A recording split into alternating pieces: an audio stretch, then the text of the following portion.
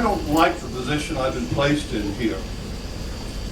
I mean, I'm supposed to talk sort of heavily at a conference on play. And, you know, I don't know whether you want this, but you need it in a way for several reasons. One, because the definition of play is to have something in contrast, which means you need something straight or serious in order to have play. So I'm supposed to do that serious piece. You haven't realized that yet? So that you at least know what you're going to do as opposed to this. But there are other reasons as well.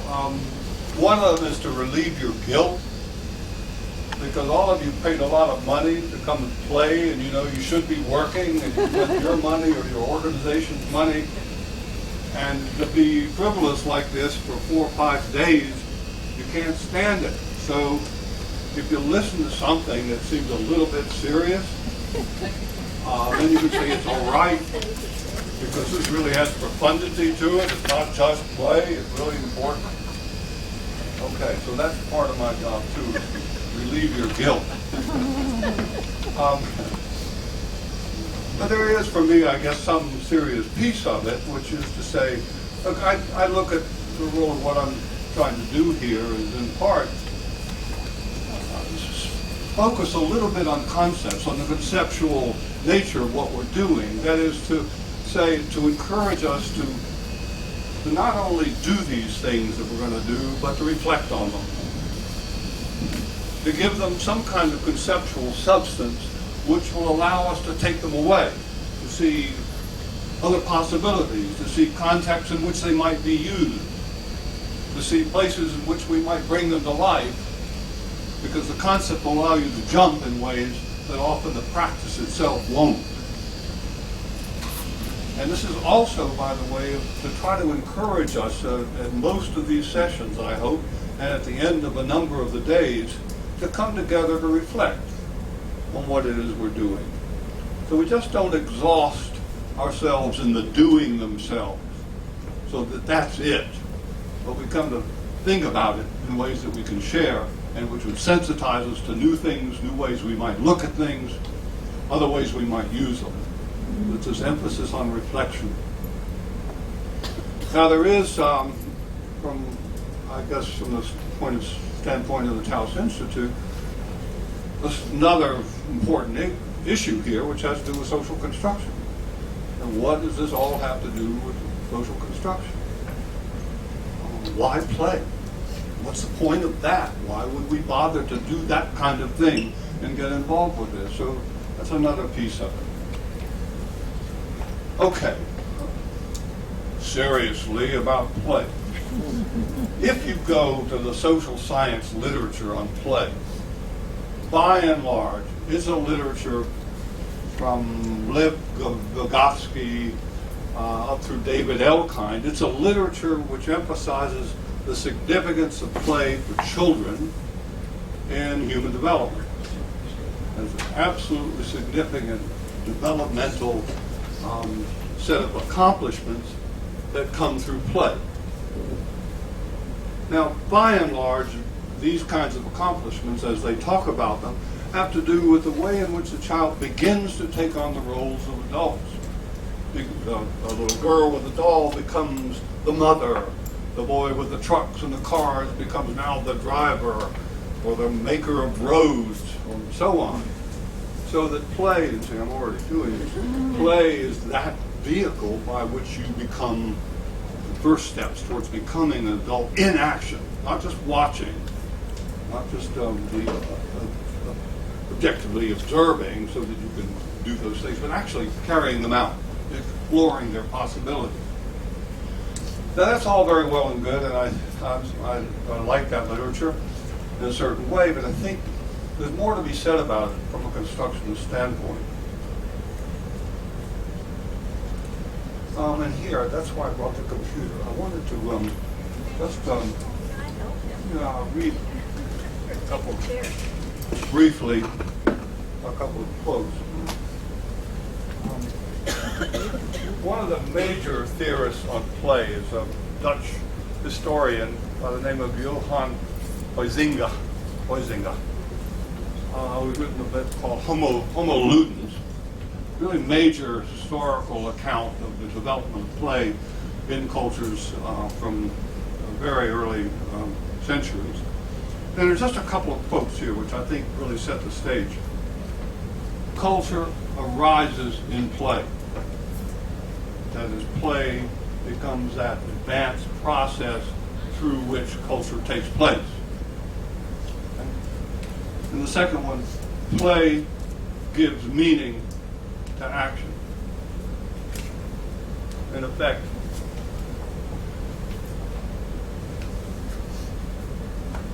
from a constructionist standpoint, whatever there is makes no requirements about how we give it meaning. Nothing has meaning in itself. There aren't any objects in themselves. Things come into meaning as we play with them. Play is that original process by which we come to name things for what they are. We kind of, through play, enchant them into being. Let's pretend this could be X. Let's try this. So suddenly a world in which there are simply pieces of wood become blocks, become the building structures, the tall towers. Hey, look at this. Now, by the same token, play becomes that context in which the imagination is fired, in which it's challenged, in which you're free. It can be anything. That early process, it can be whatever. So the imagination is now stirred into motion. The possibility for creating things and creating them again and again and again. And it's that process by which we learn to collaborate. Because it's very difficult to create things for what they are without anyone. You can do it, but you'll rapidly need the help of professionals. So it becomes that protean context in which we begin to relate to each other, in which we have to coordinate, in which we have to co-construct things. And it isn't always easy. I remember early days in the sandbox with my older brother, who was an absolute tyrant. And it wasn't easy to learn to collaborate with this guy. He wanted the whole sandbox. We worked it out after a few fisticuffs, but it required that. It required us to collaborate to create that village for what it was. And finally, improvisation becomes important. Because here in play, when anything can become anything, when the imagination is stirred, you never know what's going to come next. When the child next to you says, I think this is going to be a road, and you say, oh, I thought that was going to be my front lawn or my house. Not only got to collaborate, but you've got to improvise. You've got to think, oh, well, how am I going to relate to that? So you've got that protean context in which things come to be what they are for us, in which we can imagine them being otherwise, in which the whole world can be open, in which we have to collaborate, in which we have to constantly improvise. Just to give you one kind of example. So here I am in a hotel room, 7-year-old girl. What are we going to do? Well, okay, she says, hey, why don't these two pillows, they'll be like big mountains, and we can put castles on them. Well, we don't know castles. Well, why don't we take our glasses out of the drinking glasses out of the bathroom and put them upside down, and they become the castle. And well, okay, we need walls. How about a toothpaste tube? That could be a great wall. And okay, we need how about these coins in my pocket? They could be like the walkway to the castle. And how about oh, we got a little Play-Doh we can make. She says, okay, well, I'm going to be a princess and I'm going to live in this castle, and you can be a king, live over there. And okay, so that's working okay, and we make she makes a little cat for herself, I make a dog for myself, and then we go into a drama. We need some drama. So she's going to be a really nice princess, and she takes off a little chain on her neck and puts it down. That's going to be the treasure in my castle, and you're going to be the wicked king who lives over there. So I got this dark dog, and I can be this really, but I'm going to kind of improvise all this. I mean, it's not laid out anywhere. You got to go from moment to moment. What's going to be what, and what you're going to say next. You keep the story going, and you're going to go down to that castle and say, hello, I'm a really nice king. I just came to visit you. And she's going to say, well, yeah, why don't you come in for tea? But you can see my treasures. And she knows I'm going to try to steal it, and so on, so on, so on. Just goes on and on like that, and go on for a half hour, 45 minutes, just making it up. Wonderful moments of co-creation, improvisation, imagination, collaboration. Okay, but then things get more serious. We're supposed to get out of play. I mean, play is silly. And we know after a certain stage in life you're not supposed to be silly. That's not a mountain, it's a pillow. And it comes pretty early. I'm playing with a 4-year-old grandson, and he's trying to get this whipped cream can to spray on the dessert. Strawberry, and he wants to do it. He's going around. It's very hard for him, but he can get it. You know, his things go. So he comes around on my plate, and I said, "Well, let me help you." And I managed, because I like play, to have him squirted into my face, like big blob of this stuff on my face, and he bursts out laughing. And it's just a great, great joke. But then he turns to his father and says, but Pop-Pop's silly. So suddenly, it's great, but I'm now coming to be 5 years old, and it's not clear silly is good anymore. So we go into what might be called a game stage. Go from play to games. And games become a very serious part of development.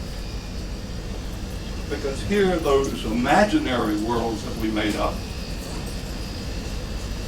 now have rules attached to them. So you learn that there are rules to things. People expect things. There are conventions to follow, and if you don't follow them, there are negative consequences. You become a cheater. People don't want you to play, don't want to play with you.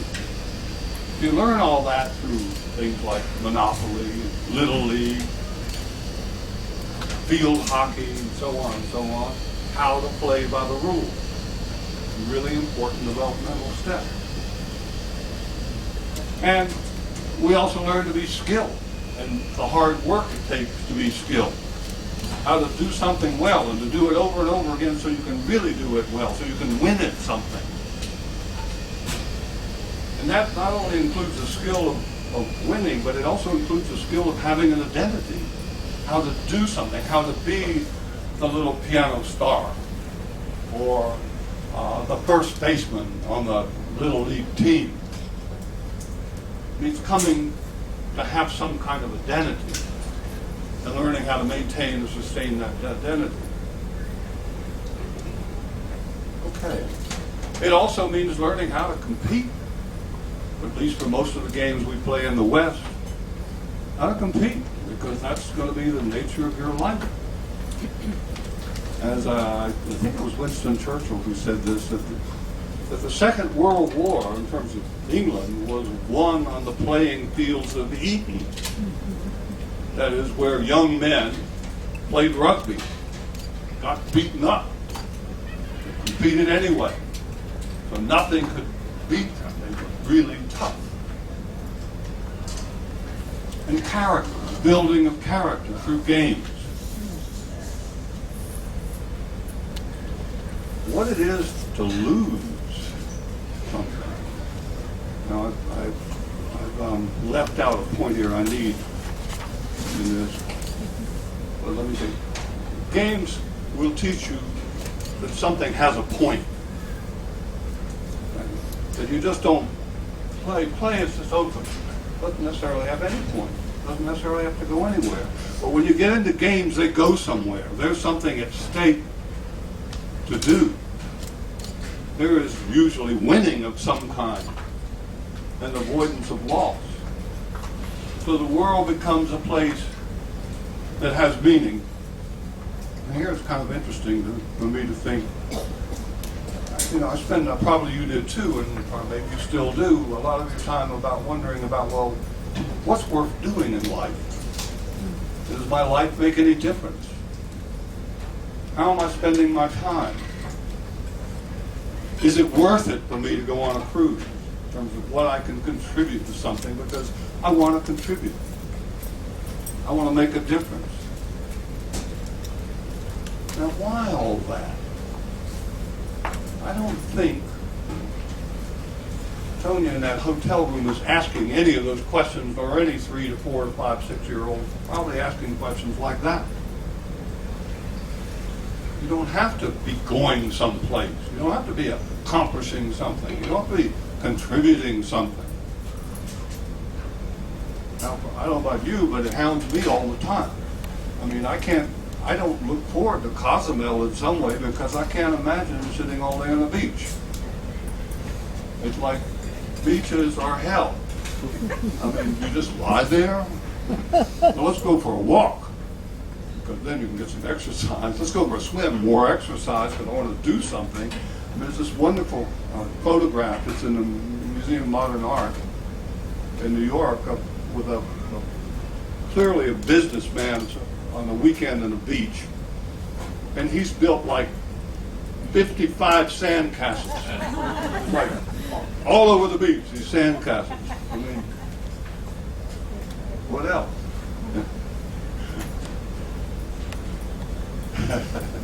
That reminds me, there's a cartoon in this week's New Yorker where this guy and his girl, maybe man and wife, and he's saying, they were in front of the television, and he's saying, oh, why don't we turn off the television and put on some nice music and go up to bed, and then we can turn on our computers.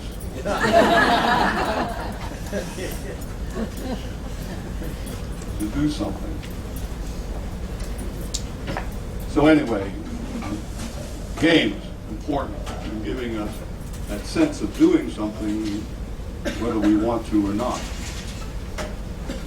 Okay. Now all that's preparation. I want to talk a little bit about, because it's going to get us back to play a minute, about what I'll call serious games. We play the games, the serious games. Serious games are our lives. That is because what's happened from a constructionist standpoint is that we begin to enchant things into being. They come to be something for us. We come to have skills in them, and they become ordinary life, which have rules or conventions. To go back to Huizinga, in play, out of play comes culture. But now it's not play anymore, it is life or death, what we worry about every day. The things that we really care about, all wrapped up with a game base. It doesn't have to be that way. That's the way they are. And in a certain sense, once you get into real life, we'll call it, or the serious game,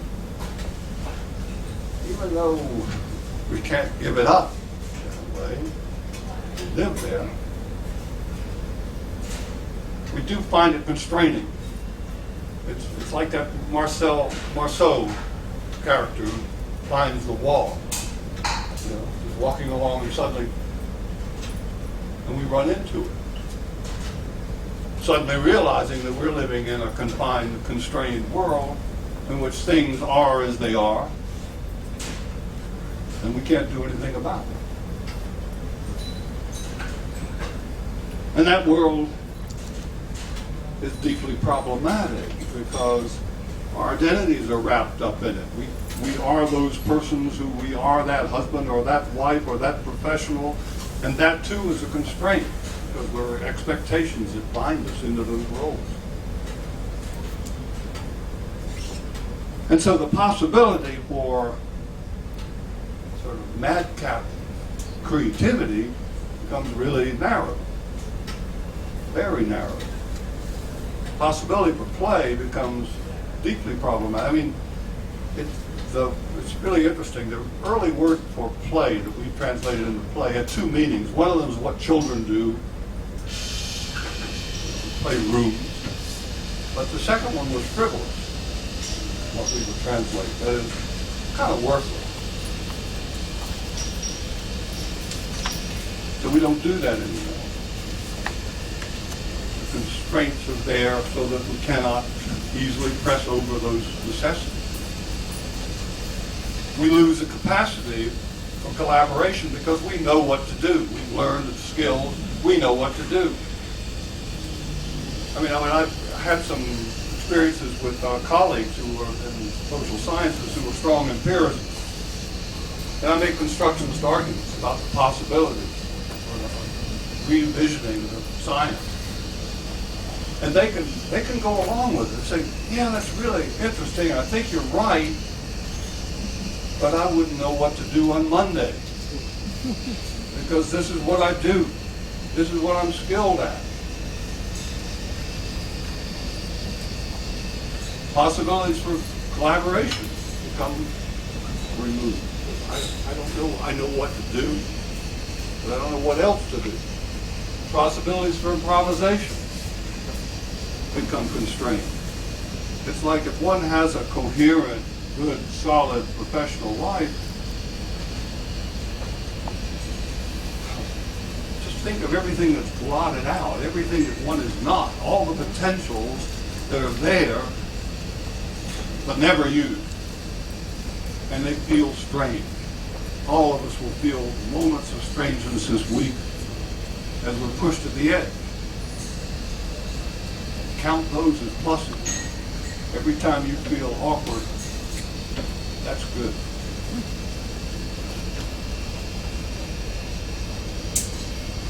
So that's what this week is, in some sense, all about. It's trying to return now to the condition of play.